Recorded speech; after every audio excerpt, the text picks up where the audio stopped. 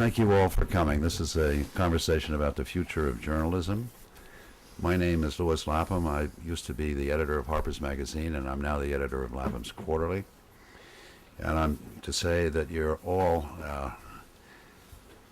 we're here on behalf of the 3,400 writers, translators, and editors of PEN, and it is our collective great pleasure to welcome you to the 6th annual PEN World Voices Festival. There are a lot of other festivals to attend. You can find them at www.pen.org. If you'd like to buy the books of any of the authors that are on the stage, they are outside. And if you have cell phones and so on, it would be good to turn them off. The participants, going from my left to right, are Joris Luyendijk, right? Dijk. Amsterdam, Dutch nonfiction author, news correspondent, talk show host. He has studied political science, history, Arabic, and anthropology in Amsterdam and Cairo. He was editor-in-chief of Move Your World magazine about young people in development cooperation. He's lived in Cairo, Beirut, East journalism, published numbers of books. He's reported on the Second Gulf War in Iraq. And his newest book is called People Like Us, which is firsthand experiences of dictatorship, occupation, terror, and war in, I guess, practically everywhere in the Middle East, right? Yeah. Okay. And the bio comes with a quotation, which I hope he will develop as the conversation proceeds. He has said that with television montage, you have to make do with what you've got on film. After all, you tell the story with images, so it's quite logical that if you don't have an image, you don't have a story, which suggests a new kind of language, told not just with words, but with the equivalent of the rebus. Martin Pollack, born in Austria in 1944, highly acclaimed journalist, editor, writer, translator, and The Dead Man in the Bunker is his third book and the first to be published in English. Until 1988, he was the editor of Der Spiegel. He, again, is a man familiar with many languages and many parts of the world. He's the author, journalist, and translator of Polish literature, and most famously, probably, the work, at least for an American audience, the works of Ryszard Kapuscinski. Marianne Weaver is an American, an author, a journalist, and she's worked as a correspondent for The New Yorker. Her books include Pakistan in the Shadow of Jihad in Afghanistan, also a portrait of Egypt. She was an Alicia Patterson Fellow in 2001, specialist in South Asian and Middle Eastern affairs, and she's been based in New Delhi, Cairo, Athens, and Bangkok. So, we have three very knowledgeable people. I have made a few preliminary notes. I'm going to read them, and I've given copies of these notes to each of the people on the panel, and they're free to address them or not. There's nothing imperative. There's no lesson coming out of this. There's no definitive answer, but it's fair to say that for the past 100 years, advertising has sustained newspapers, at least in the United States, and that business model isn't going to work anymore. I mean, that's the crisis of certainly of American newspaper and magazine journalism. Pepsi is no longer advertising in print. Advertising is in Facebook. So the question is, how do we sustain journalism in a post-advertising age? Another thing is, we have always understood that journalism is a private good. And yet in this country over the last 5 years, every newsroom in America has experienced cuts of 10 to 50%. We've lost 30,000 newspaper employees, and 140 newspapers have closed their doors. So it's not clear that the market is going to continue to sustain journalism. And I'd like to know what the experience has been in other countries. The United States, we spend $400 million a year on PBS. But Holland spends 75 times more than that on its public airwaves per capita. Scandinavia, 100 times more. Even Canada, 20 times more. And then, of course, you have in England, you have the BBC, which is entirely supported by the government. So you have the notion, at least in Holland, Scandinavia, and the BBC, and also, I think, in France, that a free press is a public good, like the public defense or the national parks. There's also the questions of, so how do you finance journalism is that question. Then the other question is, with what sort of language are we left with journalism? We've seen the loss of the long form, at least in the United States. Marianne Weaver used to write articles at the length of 25,000 words, and there's no market for that anymore, at least in the U.S. Martin says there's still a market for that in Poland. We have the internet, which Eric Schmidt, chairman of Google, told Maureen Dowd 3 months ago. He described the internet as a sewer and a cesspool of disinformation. But he went on to say, so what? So were the La Brea tar pits. The Sam Zell, the chastened owner of the Chicago Tribune, compared his investment in the newspaper business to a vaccination with a live virus. So the Verizon, Sprint, AT&T pump out every second of the day and night 8 billion bytes of code. Who knows how to interpret them? We have Marshall McLuhan as long ago as 1964 saying that the electronic world of images had supplanted the linear world of print, and he said that we live in an acoustic world, one with no continuity, no stasis, which comes at us from all directions, a totally new information environment in which all humanity has never had any experience whatever. That was in 1964, and very prescient, because a lot of what he had to say then has only become visible in the 50 years since. So we have problems of finances, we have problems of audience, we have problems of language. And I've told the panelists that they can talk about anything they want, but this is kind of the universe in which the conversation, you can start.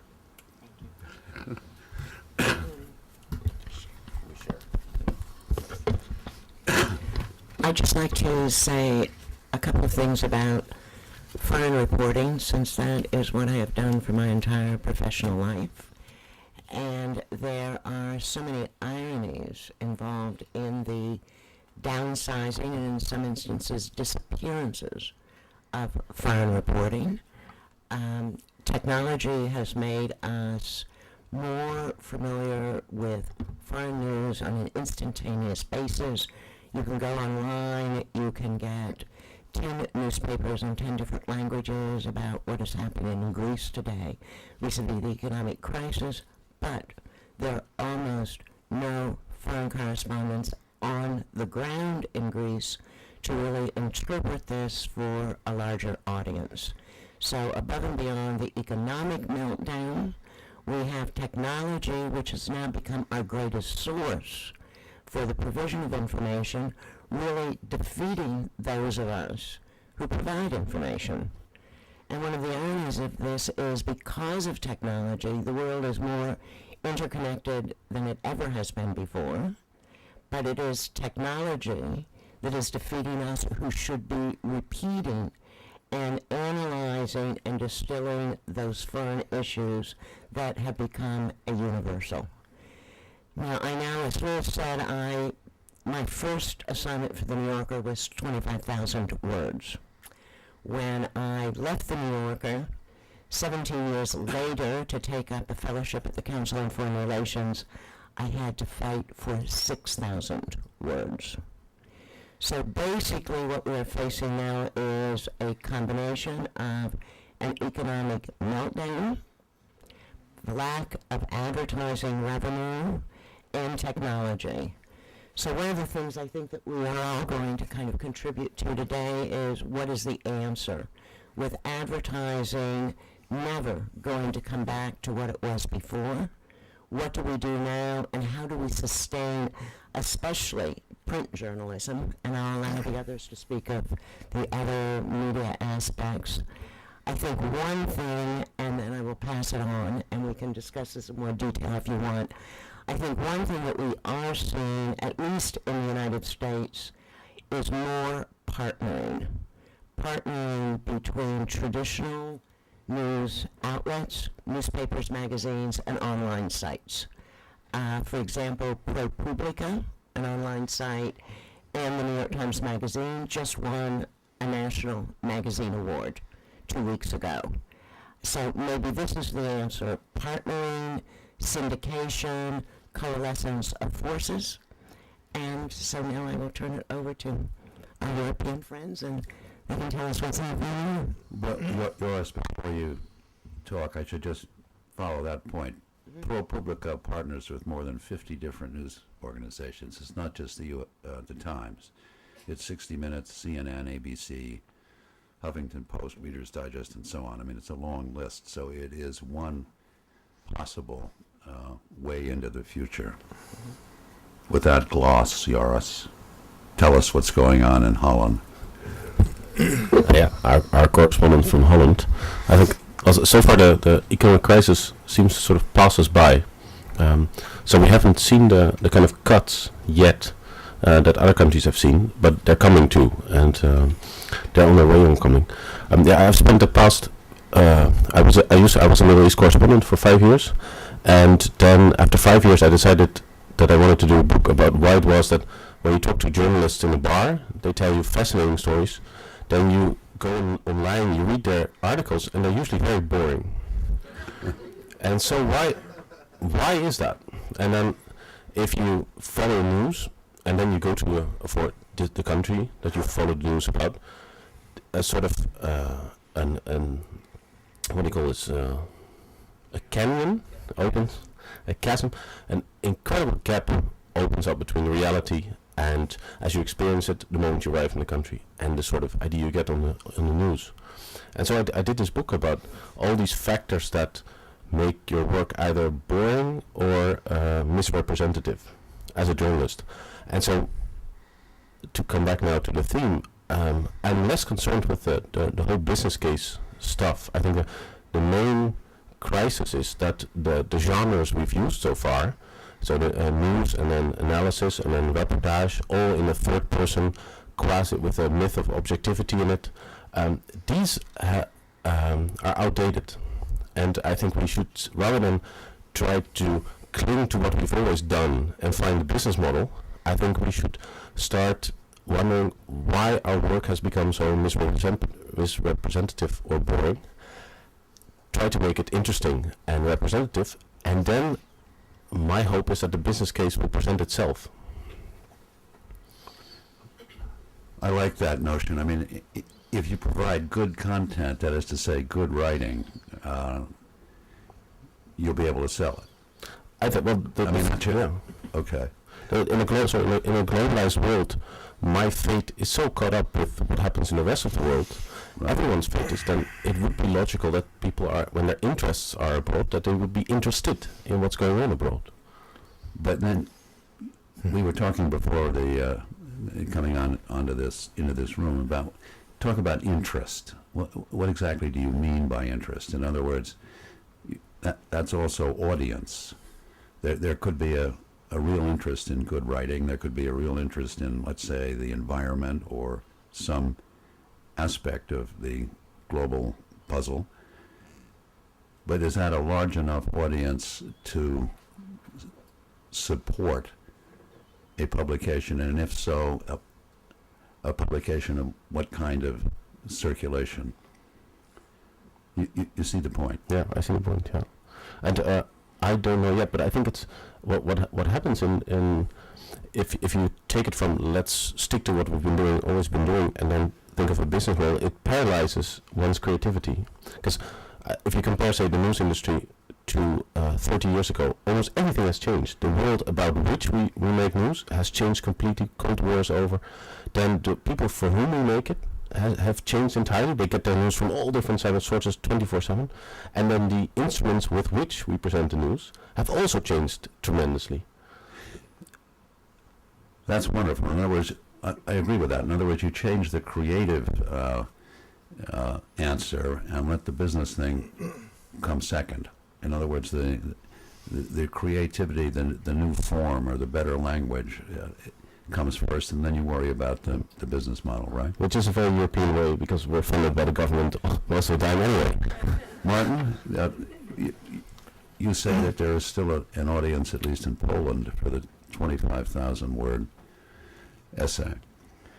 Yeah, well, let's first tell you something about what I do. I'm not a journalist anymore. I was a correspondent for the German magazine Der Spiegel for 12, 13 years, East European correspondence. I was based in Vienna, in Eastern Europe, and then in Warsaw.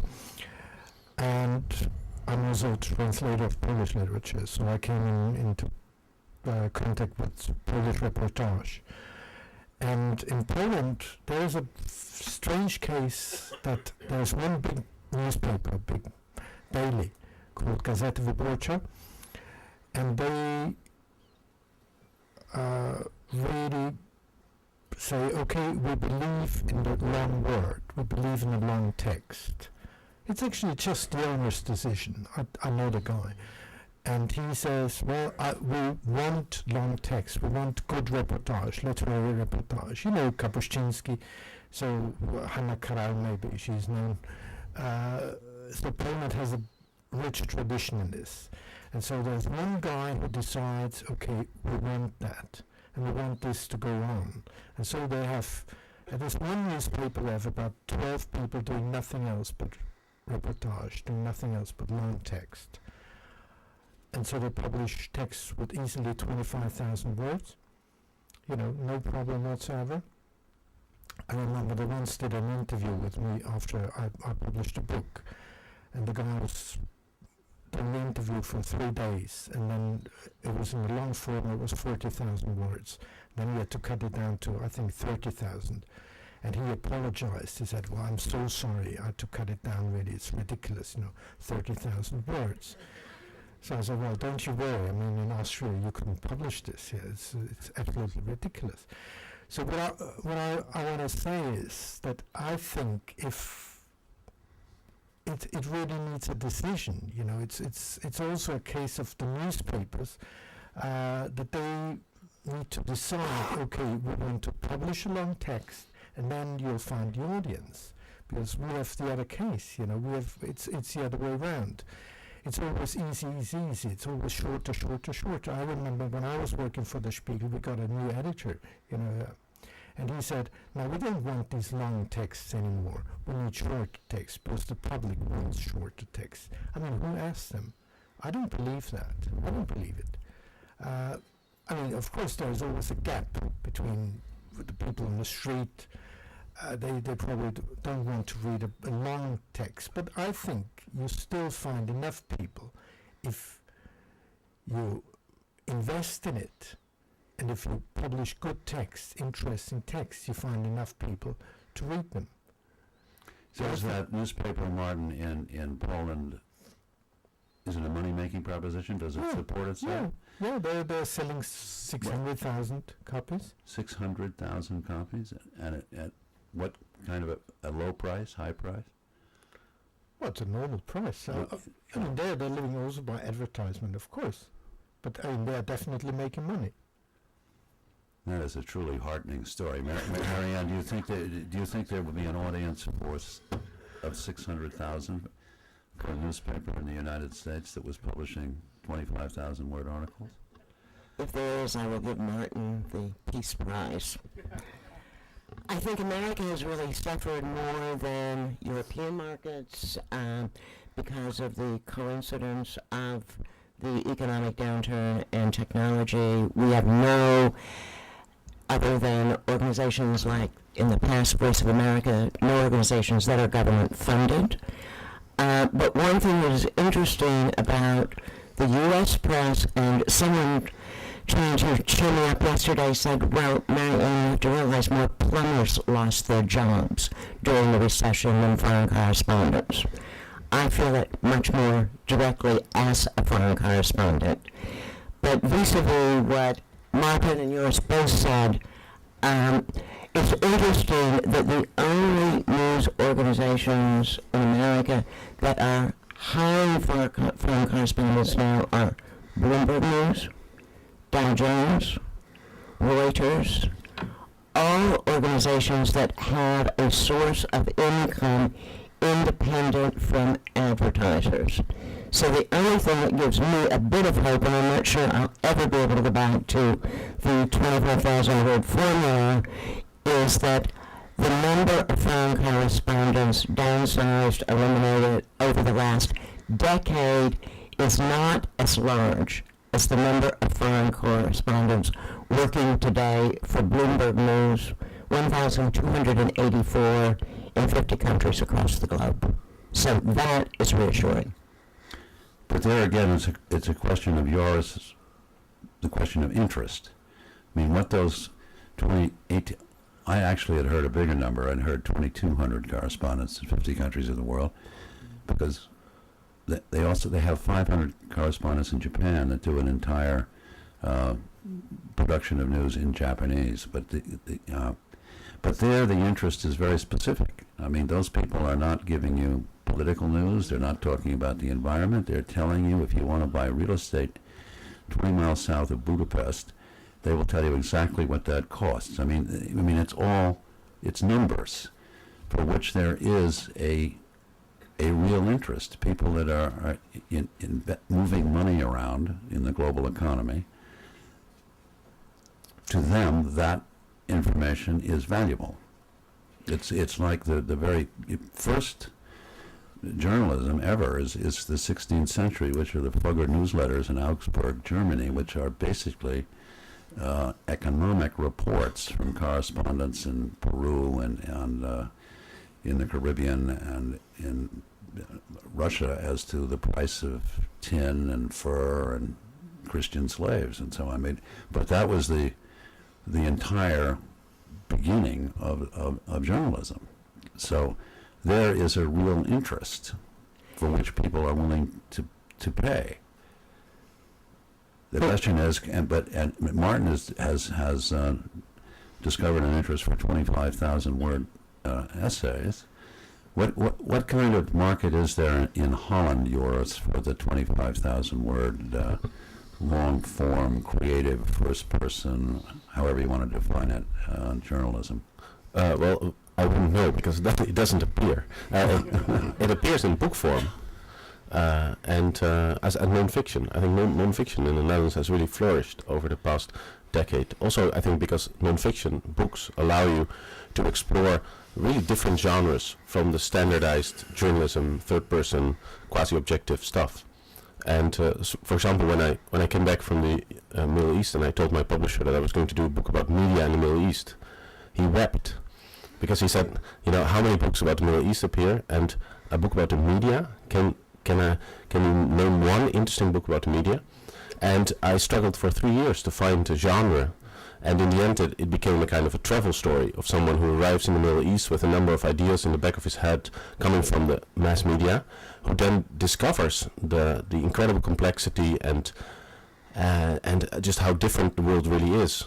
And I put in all the little insights from communication sciences, from Gramsci and Wittgenstein and all these other people without mentioning them. And in the end, it sold 250,000 copies. And my publisher is the most commercial man I know, and he didn't see this coming. He could not imagine that you could devise a new kind of narrative genre and then put in information that is considered just dull and way out there for just a small clique of specialists. And I think this is really heartening, and it's really inspired me to think how I could. It's not about 25,000 words. I think what you're after is you want to present an image of the world that does justice to its complexity, and you're used to thinking that requires 25,000 words. It's the complexity you're after. And I think what everyone's worried about is whether enough people in the community, that is the US or Holland, are still interested in that complexity, and if not, what in the end political consequences will be. Because the less I there is for complexity, the easier it becomes for populists, right? So we shouldn't get paralyzed by this 25,000 word number.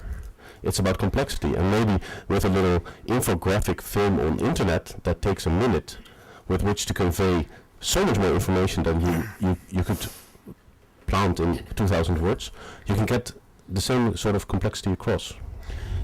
I don't know if you were in town 2 or 3 days ago, but there was on the front page of the New York Times, there was a PowerPoint illustration that the military is using. I saw it. Yeah. Well, there's an attempt at complexity which baffled all the military commanders, and they said if we could possibly understand this PowerPoint presentation, we might be able to understand the war. But but I agree with you. So maybe it's not only the problem of finding a new market, but also a new language, and that is a question I want to ask Martin, because do you need is the new language likely to be found in the medium of print, or is it going to be found in some kind of graphic combination on the internet?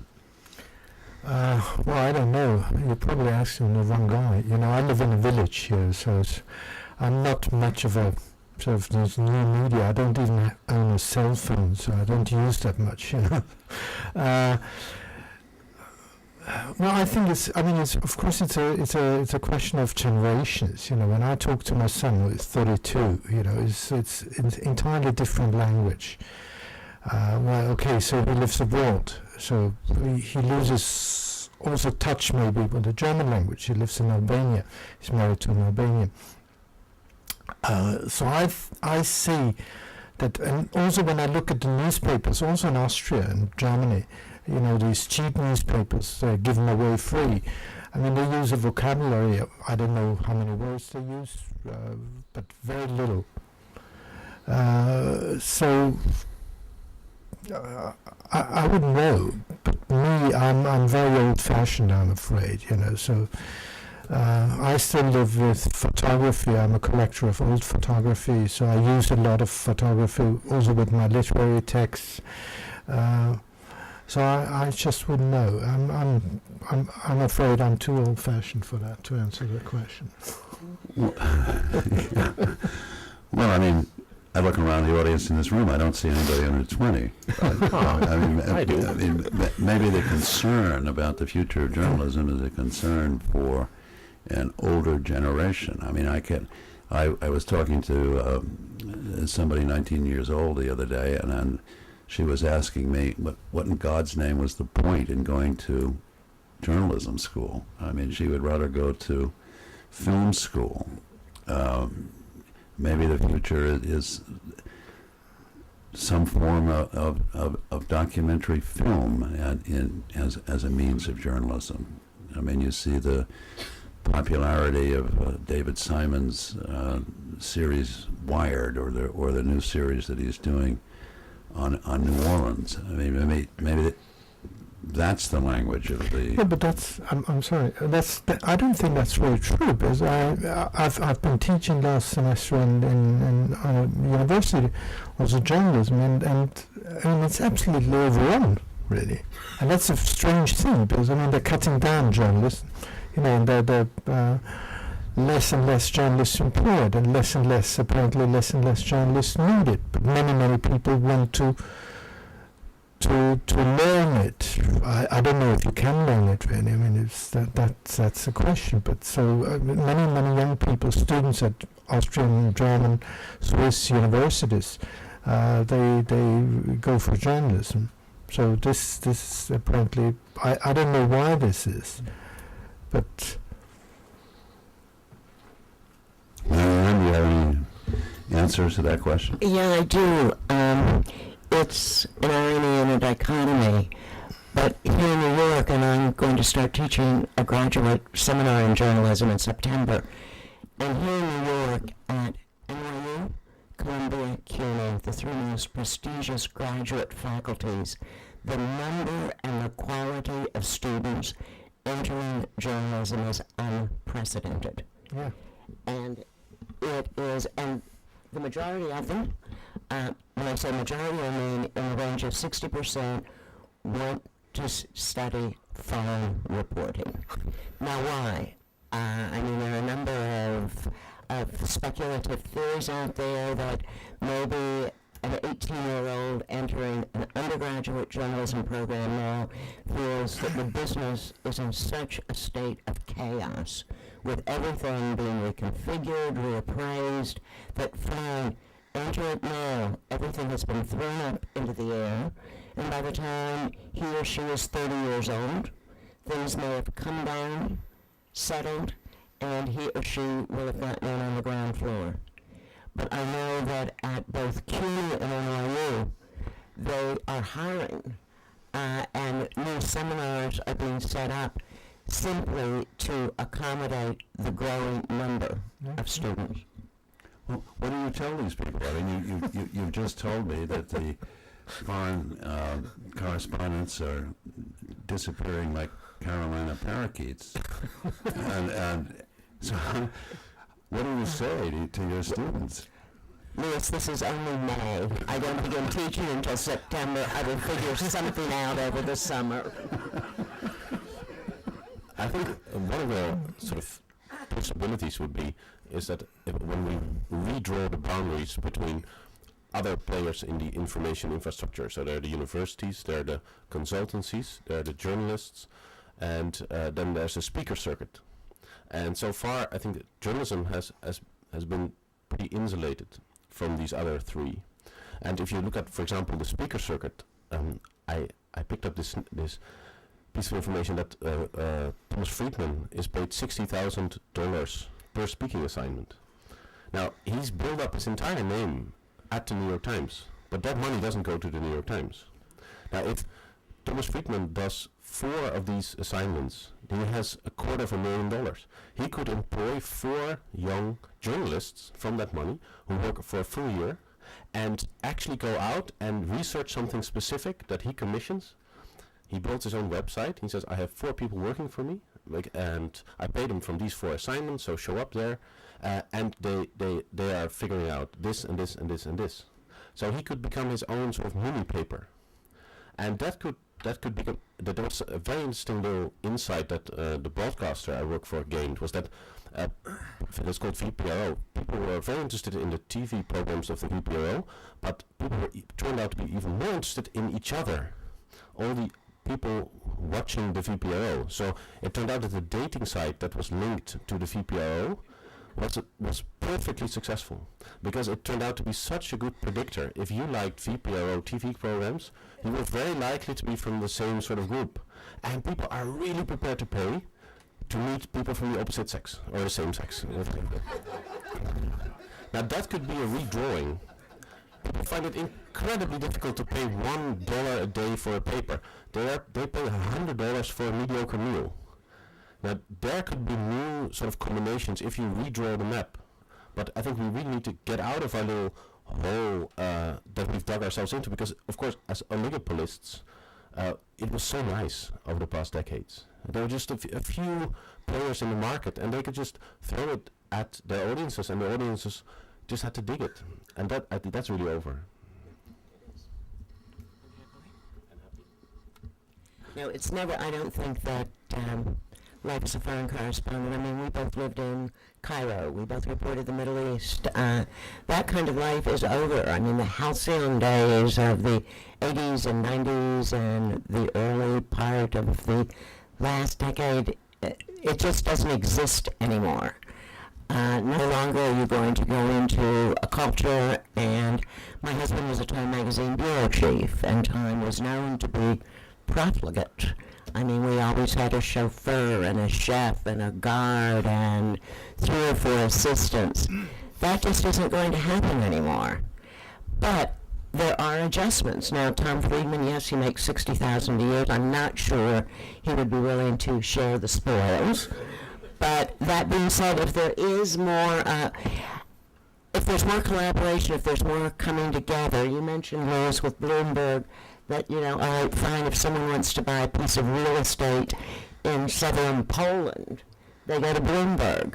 Well, if Bloomberg would partner more with, for example, Condé Nast Traveler, a Condé Nast writer on the ground can tell a readership what is the south of Poland like.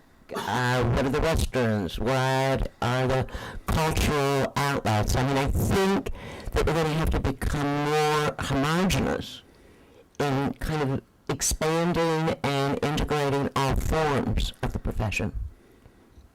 Well, Bloomberg's trying to do that. You saw they just bought Business Week, and they also have their own magazine. They have a fledgling cultural division called Bloomberg Muse, which is trying to add an element to of cultural and political reporting to their economic data. But these things are going into their terminal. They're going in the form of podcast, not in print. So that's another approach.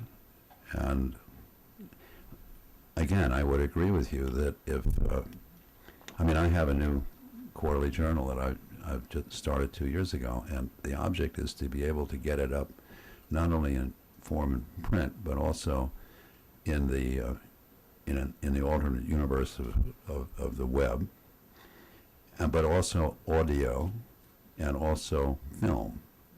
And there's a wonderful market in the world for documentary film, almost none of which gets seen anywhere in the United States because the PBS and Discovery and Bravo History channels aren't interested. But there are very, very interesting films being made, and again, we're trying to put that as an element into the website. So and we discussed earlier the Oxford Analytica, which is this magnificent news analysis. It comes both in print and on the web. It costs $75,000 a year. It comes out of Oxford, England, but in terms of economic, political analysis, it is first rate, and the information is very good, which leads me to believe that but again, there are a limited number of people that will pay for it, not the 600,000 that will buy the newspaper in Poland, unfortunately. But I mean, I would see the future of journalism as being one with the invention of new forms. I agree with Joris on that, and with Martin, that the first problem is the creative problem, and then you worry about the money problem after that. So there will be that, and I would then assume there's going to be 2 tiers. There'll be very high-end information journalism, or literary journalism, or however you want to describe it, for a relatively small audience that's willing to pay for it. And then for the rabble, that is to say the big market that buys the supermarket press, the National Enquirer, and so forth and so on, which is the major market, has always been. That's not some development of the early 21st century. This was true in England in the 1830s. There was a very small literate public, and there was a very large illiterate public. We now have in the United States, according to the Department of Education, 40 million illiterates. This is to say that people can barely read a traffic sign or a menu. So you've got that going on, there'll be a kind of circus act, entertainment for that market, and then at the other end of the market, first-rate, whatever you want to call it, journalism. But then what then happens to the common good or the public good? What happens to journalism as a pillar of democratic government or democratic society? I mean, that's another concern. How do you, that's Jefferson's point, that without some kind of press, how do you have a democracy? So if you have just one very refined level for a knowledgeable, sophisticated audience, and then the equivalent of the Roman circus for the rest of the public, that fits the division of the United States into rich and poor. And what happens to the common good, the public square, the democratic ideal, and so on? I'd like to hear you talk about that. I'm asking. I don't know. There's an interesting parallel, I think, between the crisis of journalism and the crisis of museums. And there's a similar campaign going, how are we going to get young people into museums? Rather than ask, what do museums express, and why would we want young people to go there? It's become an end in itself. And I think what museums at some point expressed an idea, where the nation expressed an idea of itself. And that is over. Museums, at least in my country, no longer have this underlying idea of a center that projects itself onto its citizens. It's become a kind of, as I said, an end in itself. And that's with journalism too, is that it may be a symptom, we talked about this earlier, of this deeper crisis, that the whole idea of a community to which the newspaper addresses itself, that subscribers feel themselves part of, that is falling apart. And I'm struck by I work for a newspaper, how many, at some point I suggested in a column that we should buy the paper. The paper was supposed to cost, I think, 60 million euros, and there are 200,000 subscribers. So if all of us put in 300 euros, we can buy our own paper, and we get rid of those sharks that want 20% yield. We just pay 3% that you get in a bank account. And within a day, there were 2,000 people who had sent an email saying, yes, and give me 10 of those obligations. All of them didn't see themselves as a consumer of a product. They felt themselves a member of a society, of a community. So this is for hope. What happened? Did it die? Well, no, it didn't. It was actually, they got the paper was about to be sold to investors, and so we came in too late, and they were very worried that if we couldn't get enough people together, that actually the sort of market price would go down. But the idea is now floated again, and I think it could be done now with new ICT methods. Its communication has become so cheap. It's basically free. You can really harness a lot of people very fast, and I think so far Obama here has done it, but in Europe progressives still haven't found the power of the internet to unite those who do feel strongly about the public sphere. Well, anybody at the table have anything further to say before we maybe get some ideas from the people? I'm in rather this room? skeptic about this idea of people buying their own newspaper, because I mean this was done. The German example, Taz, of course, which was actually founded by very progressive people, and it didn't work for some reason or other. I don't know why. I'm not an economist, but it didn't work. And I mean, this idea is not really new. It's been tried a couple of times, of course, because it's a natural thing. Of course, I mean, because there are the big owners, and you don't need them really. I mean, you just need like 20,000 people or 30,000 people, and then you get rid of them, and you get rid of their influence, and you do it on your own. For some reason, I don't know why, I'm afraid this is not going to work really.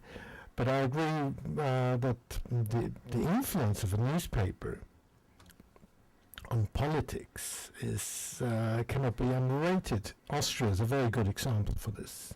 Austria is a very small country. We're about 8 million, and we got one shitty newspaper, which is really read by approximately half the population, you know, and they have an enormous influence, really enormous influence. They got a very old man, editor is 86, I think now, and he thinks that he should run the country, and he almost does. So this just shows, you know, the danger of cheap newspaper, and really they have these bill posters, you know, outside of every village. This village reads Kronenzeitung, and it's true. Unfortunately, it's true. They do, you know. And like in a cafe, you know, in Vienna we still have the tradition of the cafe with all the newspapers. Every second person reads this very cheap newspaper, which influences politics. So we have to do something about this. But nobody yet came up with an answer what to do about it. And I think, you know, what the wrong answer is that we sort of go along with the same line, we do the same what they do, because I mean they always do it better. You know, it's the same with populist, you know, politics. You try to do the same what they do. I mean, if they're good populists, you know, I mean, they know better how to do it. You know, so this is not the answer. So we have to make good journalism. But to speak to Joris's point about community ownership, there is a form of that in Britain. I mean, the BBC, every citizen of England pays a tax, a tie, which is what supports the BBC. So they are in effect, the people of England are in effect the owners of the BBC. This is also true in Austria for the radio and television. And The Economist does a study from time to time of rating which countries are the most democratic. And they have a index of general freedoms and runs to 20 or 40 items, but the level of civil discourse, freedom of speech, and so forth. And the top 5 of the most democratic countries in the Economist list are consistently the countries with the highest level of public investment in journalism. So Britain would be one of them, and the other 4, I think, are Scandinavian countries.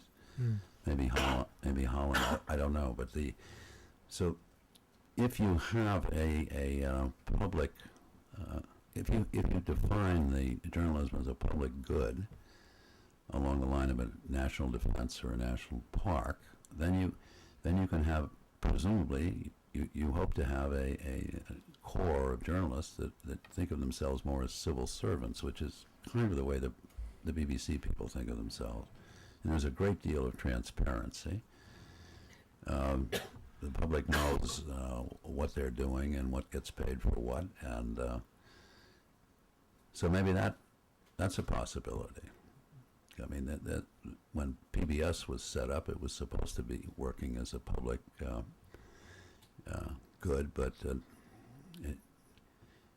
it never quite reached that aspiration. Okay, now for the next week we have half an hour. So any questions that anybody wants to ask, and please address it to one of the people sitting at the table. Go ahead. There is some. That's right. Who are you asking the question to? My name is Edward. I have not a question. I would like to give an observation. I think you don't consider one thing who is possible. It is a very great reaction against this technique world.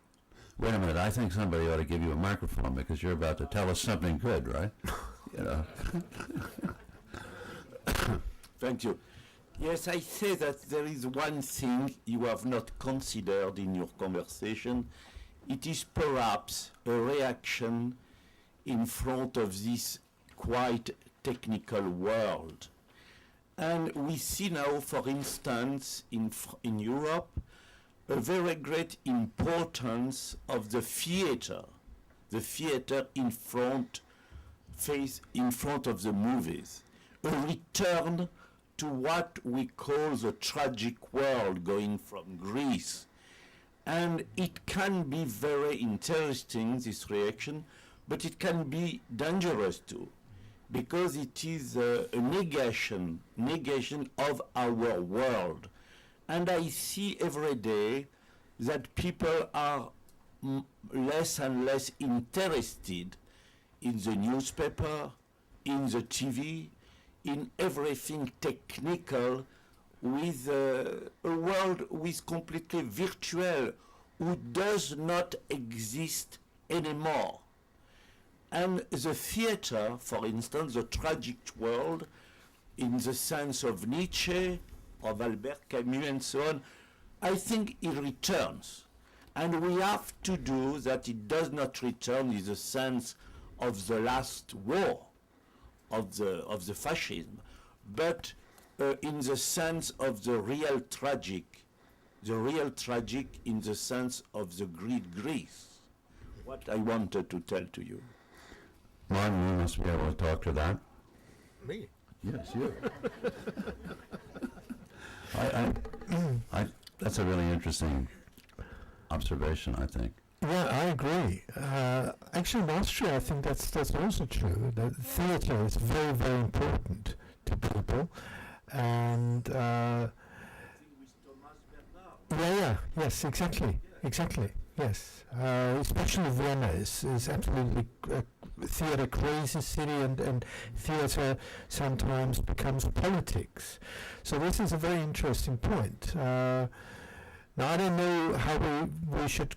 What we should do about this with journalism, really, if we can do something about it, I don't know, but I think the observation is very correct, yes. Maybe journalism is a dead moon. Yeah. Well, one thing I wanted to say about what you also pointed out is that we do have a tendency, I think, of declaring everything dead. Now it's journalism we're declaring dead, and it's sort of we were saying, okay, journalism doesn't exist anymore, or it's almost dead. And history died in 1995. Yes, exactly. Yes, I do remember. I'm old enough. I do remember that when we said, now we're not going to have good food anymore. But that was really when they shot the first man on the moon, and then everything will just come down to little pills, so we just, 20, 30 years time, we'll just eat pills, and everything like this. Now what do we have now? We have a return to good restaurants, we have a return to biotic food and really everything down to earth. So I wouldn't be so pessimistic about journalism either. I'd say there's a good chance that it survives, and also the long word survives, and good journalism survives. So, I mean, it depends also on us. It depends on the readers, and it depends, like I said, it depends on the owners of the newspapers, because it's them, they decide what to do. With the elections that were going on in the Middle East, like all the videos and reporting that was being done by students, do you think, at least in my mind, I feel like that has a lot to do with the lack, or maybe we no longer need professional foreign journalists when we have people who are maybe living on the ground and doing it themselves? Good question. And I think there's both an upturn and a downside to this. One of the ironies is that as American journalism, and to a lesser extent European, certainly vis-a-vis long-form magazine, newspaper reporting, declines, certainly in my area, which is South Asia and the Middle East, the local press is flourishing. I mean, you look at Pakistan now, India, Egypt, I mean, there is an incredible movement for Western recognized journalistic standards. You also have Al Jazeera, which has changed the entire face of broadcast news in the Middle East. Al Jazeera in turn has prompted a lot of blogging, national blogging, and this is one thing we didn't touch upon before, even though I'm one of those who am quite distressed by the so-called new media. One thing we didn't discuss was the way in which blogging has been used to circumvent censors. The Iranian Revolution, the Green Revolution by stealth. I mean, this is a revolution of iPhones and Twitter and all of the instantaneous means of communication. And the Iranian censors don't know how to deal with this. They also don't have to deal with it in Egypt. Egypt has arrested, over 100 bloggers in the last 6 months, because to just silence them is the only way the Egyptian authorities can think of circumventing them. So, yes, the media, the national media abroad is flourishing. There are some downsides to this. That is that, for example, in Pakistan, a Pakistani journalist is much more vulnerable to persuasion, to intimidation, to even arrest by the Pakistani authorities than a foreign correspondent based in Pakistan. Also, a foreign correspondent based in Pakistan, if we're arrested, if we're kidnapped, we have an infrastructure, a very powerful infrastructure to back us up, whether it's the New York Times in the case of David Roda or Washington Post, Time Newsweek, the networks, whereas someone working for a national publication, regardless of how much it is flourishing and how good it is, they're not going to have that infrastructure within their own countries. Yes. Yeah. Yes, I'm just in the middle of reading Lillian Ross's book about William Shawn, and he said something that's really interesting, and that is a journal isn't going to prosper by conducting focus groups and asking people what they want, because if you ask people what they want, they'll say they want more of what they already know. And that what you have to do is surprise them and give them things that they didn't know they wanted until they saw it, like the iPod. And so I would like to, get Mr. Lapham in particular response to that. And a second related thing is that the Chicago Tribune and the Los Angeles Times, for example, they're not losing money. They're making plenty of money, but they're not making as much as Sam Zell needs, because he overpaid for them when he bought them. So how much of the problems are due to overinvestment, by the owners? Well, I think both your points are well taken. Your first question, is exactly what Joris has been saying, and what Martin has been saying. In other words, you do the form, the genre, the content first, and then see if anybody wants to buy it. I mean, that's the way Shawn operated. It's the way Harold Ross operates. The way any good editor operates, I think. It's the way Silvers would operate it at the New York Review. It's the way I did it at Harper's Magazine. It's the way that the people that make Nike shoes and Apple iPods operate. We're all in that. That's the creative way to do it.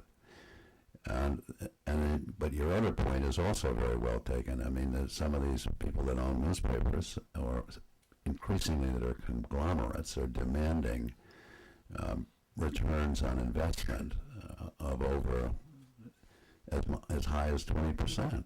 And then if their object is making money, and as they become taken over by large conglomerates, instead of, in the old days, a newspaper might have been owned by a family or by an individual that had a passionate interest of one kind or another. Could have been political, it could have been literary. But once it becomes a corporation, and then you look at a newspaper as a placing of potential asset, and if it's not making as much money as you would make if you put that investment in something else, then the decision, that's that's too bad, I think. I mean, that's one of the ways in which capitalism is an annihilating force. but it's a true point. Yes. I have a question about Okay. Okay. So I start here. I just one comment first. I'm from Denmark, and yes, we have the totally public paid TV and radio. The problem is that it's competing with the privately owned TVs, and because for some reason, you know, the measurement of success for the public TV is not that they produce great journalism and even maybe for a smaller number of people, but they compete in viewers and readers totally on the private level. So actually the public channels right now is, you know, at a lower intellectual level than some of the private channels. So it's not necessarily a good thing to have publicly owned TVs. But my question then is, I thought Joris' thoughts on totally new forms was really interesting. And could one imagine, and has it been done, to make simply deep journalism that people have free access to but can pay for if they like? Like, you know, the younger generations do this with all their programs on the internet that you can download. You don't have to pay, but you can if you like it. And I don't know, you know, I'm a novelist myself, and, you know, we also have to think of new forms because we know the e-books will be pirated and so on. So, you know, I just think maybe one could go totally different ways. Yeah, actually I've been trying to experiment with this over the past year in the Netherlands, where I thought I'd take the most pressing issue that confronts humanity right now, as I'm told, which is the destruction of the ecosphere, the environment, and then I take the most silly subject in that, and I try to do journalism for a year about it, and so I took the electric car. And so for a full year I had this column weekly. So I had a fixed frequency, so I didn't compete with other journalists, which made me vulnerable to manipulation from PR people. And my readers would know that for a full year, I would be studying the question whether the electric car was a good idea.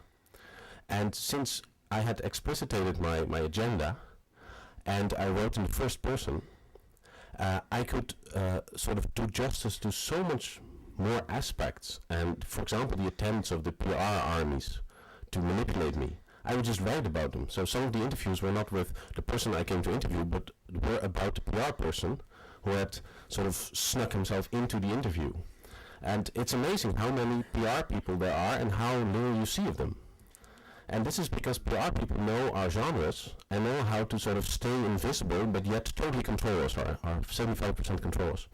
And as I worked through for a year, I discovered two things. One was that my audience wanted to participate, so I began to make some money from doing these moderating jobs about the electric car, because there are all these conferences now about the electric car, and they need someone to moderate it. And so they asked me, which was an interesting kind of business case thing in itself, but I didn't want the money, because then there would be conflict of interest. So I had 5,000 euros. And so I asked my readers, how should I spend the 5,000 euros? And someone said, why don't you do a thesis prize, a dissertation prize of 5,000 euros to encourage students to do their final thesis about the electric car. Now I thought, okay, 5,000 euros is great, but 20,000 euros is better. So I asked who wants to pay 5,000 euros to come into my jury in order to judge the entries. And everyone at the newspaper laughed and said, now he's finally going to fail and we'll get rid of him. But I got 12 Dutch people to pay 5,000 euros to be in the jury. So now we have 65,000 euros. So for 3 years we'll have this prize. And that was really interesting to basically 2.0 to discover that the people, that anonymous crowd of people that I sent my newspaper to didn't think of itself as an anonymous crowd. And then I began to harvest their insights, because it turned out that my paper, subscribers to my paper, knew so much about the electric car. So I began to harvest their insights of the electric car, and I began to ask them, what do you want to know about the electric car that I should be investigating? And so it became a running conversation with my community, rather than me going off heroically and delivering the story to them. And then the biggest discovery, I basically made it last month, was that what was the major underlying idea of all journalism was that it's limited in time and space. It has a deadline, and then the next day it's gone. And I think that is the major assumption that needs to go out of the door, is that right now, if you work as a journalist, it's forever. It will go on the internet forever. So whatever you do, radio, TV, or print, it is all going to be on the web. So rather than doing these one-off things, you can build this cathedral. And in the end, that cathedral should address every question about the electric car you can think of on different access levels of knowledge. And that all of that is possible now with the internet. And so someone said, if you look at the introduction of the car, the first cars were a horse carriage, and they got the horses out and they stuck an engine in. And that was because people knew the horse carriage, and so they thought, okay, now we have an engine, so horses out, engine in. But then of course a car looks like this, because a horse carriage needs a guy who controls the horses. So then later the car changed, but the very early ones were a horse carriage, and no horse carriage producer ended up as a car maker. Wait a minute. Is the electric car a good idea? That is one of the most, that's why I keep coming back to complexity, is that we deal with a map, and the more you know about the map, the more you realize that a number of the areas on the map are white. So Unknown, incognita. Yeah, there's structural uncertainties. So the more you know about them, the more you realize that you don't really know. For example, about the oil reserves of Saudi Arabia, but also the extent to which alternatives to the electric car will still go through disruptive technological change, for example. But the great thing is, if you don't promise your readers in 500 words the truth about the electric car, but you sit down and you say, look, reader, I have this thing that I don't really know why, but I can explain to you why I can't really know why, and then you know much more. Right, but for that, you can't do that in the third person. You have to talk directly in the first person singular to your readers. Oh, I love that. You also can't do it in the soundbite, right? No. Yeah. Yeah, I'm sorry, yes, in the back.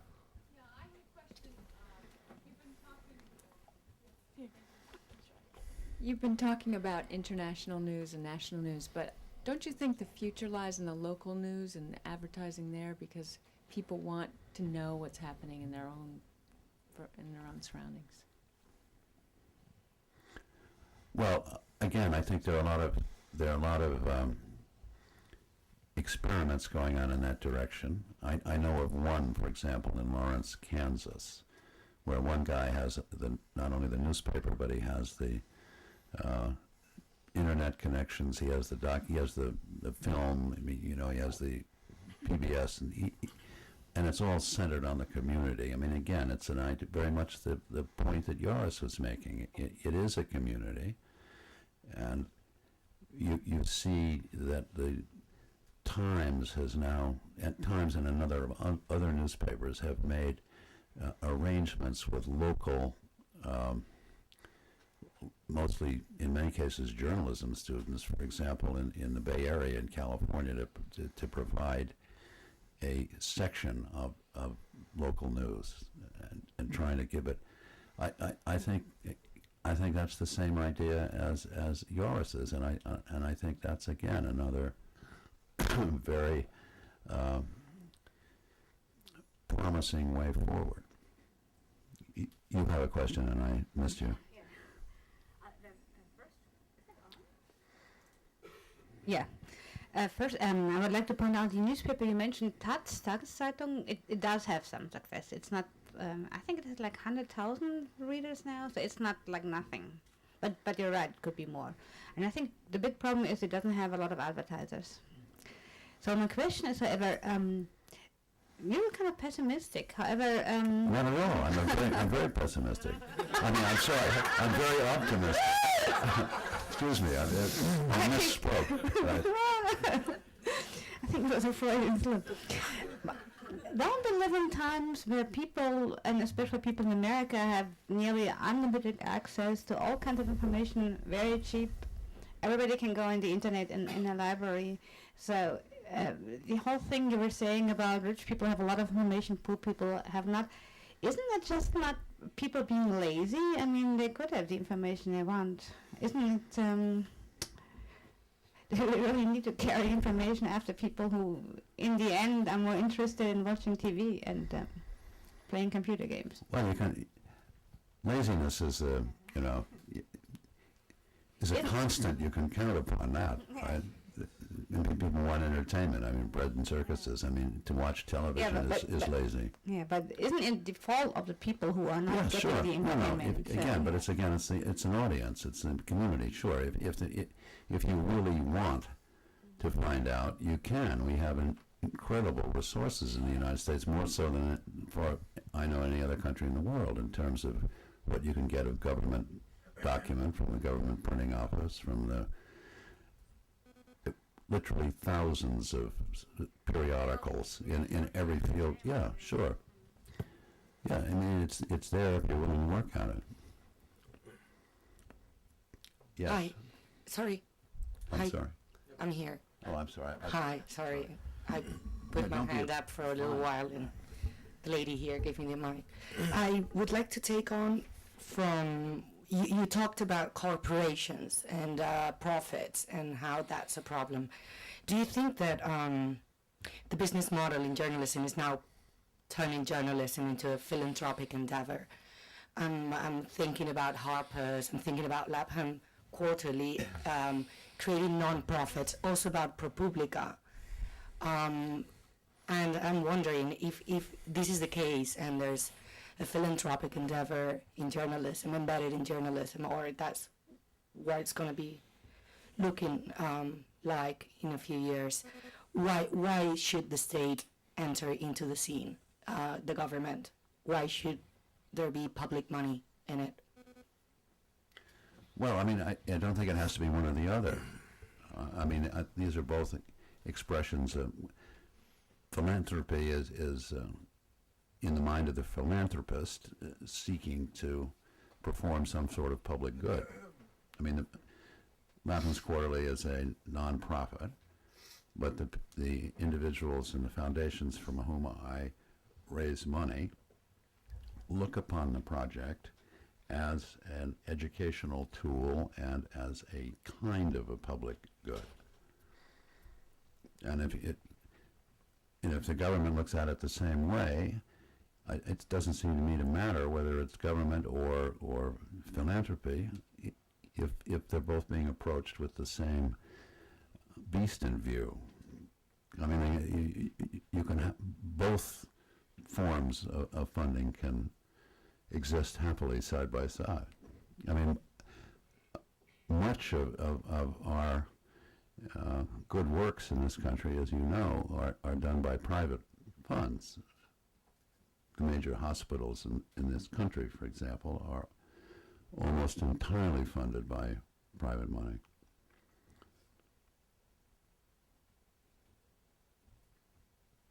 Money is good almost no matter where it comes from, except if it's Sam Zell. Or Murdoch, or variations on that theme. Yes. Just like to go back to marketing for one moment and the question of focus groups that the gentleman brought up in Harold Ross, or Mr. Sean, Bill Sean, William Sean. It seems to me, first of all, that Nike does use focus groups. I would be very surprised if they didn't. Nike, I'm sorry, I missed that. You mentioned Nike, Yeah. and you put them in the same class with journalistic organizations, and you said, this gentleman said, focus groups are no good, you just have to present what the editor's new idea is. Fine. But I think that Joris has told us, first of all, Nike doesn't do that. They do use focus groups and modern marketing. But I think Joris is telling us that what he's doing is, in a way, the ultimate focus group. You mean Joris's community with the people that are putting up €5,000? Well, and also the people who are participating with him in his community are telling him what they want to know. That's a focus group. Yeah, Good for them. I mean, Quite agree, but let's not throw out focus groups. all right. we don't take our focus groups as seriously as Joris does. Yeah, the focus, perhaps you can call them representatives. That they come forward out of the community of readers and say, look, this is something we want to know. I think the real problem is when you don't try to harvest their questions, but their answers. That's what's happening now. So what kind of political news do you want? Well, I want personalized between A and B, where one is the bad guy and one is the good guy, and that's the sort of stuff I want to follow. That's the really worrying kind of journalism, where the answers are produced rather than the questions. Well, I think we've been, as a profession, and because I wrote a very, very critical book about journalism, and then it got translated in a couple of languages, and everywhere the reactions are the same. Journalists have been so authoritarian. They basically said, look, we find this interesting, so you go and read it, and otherwise you're superficial. And there's a parallel with the church, at least in my country, where the church wasn't a very happy institution. But until the 60s, they said, this is the Bible, these are the most important verses, this is the interpretation, sit back and listen, otherwise you go to hell. And many journalists still operate like this. This is the world, these are the most important issues, these are the most important angles, sit back and read. And I think now with the new information technology, we can really turn this around and say, what would you like us to find out about the world? But then give us complete autonomy in coming up with the answers. And that is, I think, with the horse carriage and the engine, so far what we've tried to maintain our privileged position and then migrate it to the internet. And the big change should be from the horse carriage to what a car is, and then what the car will do to society. So, we have time for one final question from that gentleman before we get time to meet and greet our authors, but this is our final question for the session. Hi, I'm just wondering, what if you took the academic or scholarly journalism model for journalism? I mean, we have, hundreds or perhaps thousands of academic journals on a wide variety of topics. And these contain, sometimes relatively lengthy and detailed, insightful analyses of topics. I mean, it lacks a little bit of something in terms of timeliness that you get with a daily newspaper, as well as it also has the problem that those who are writing for them oftentimes are not professional writers. But I mean, it's not that there's not an audience for these things, it's just maybe you have to look outside the box, for the publications that are still doing these sorts of insightful intellectual commentaries. Well, that's another form of a public good, and those are supported by one form of philanthropy or another, whether it's Harvard University Press or the Mellon Foundation and so on. There are a number of large philanthropic organizations, some of them universities, that support those journals, and they're good to have. And I don't want to see any hair on their head, right? All right, thank you all very much for coming.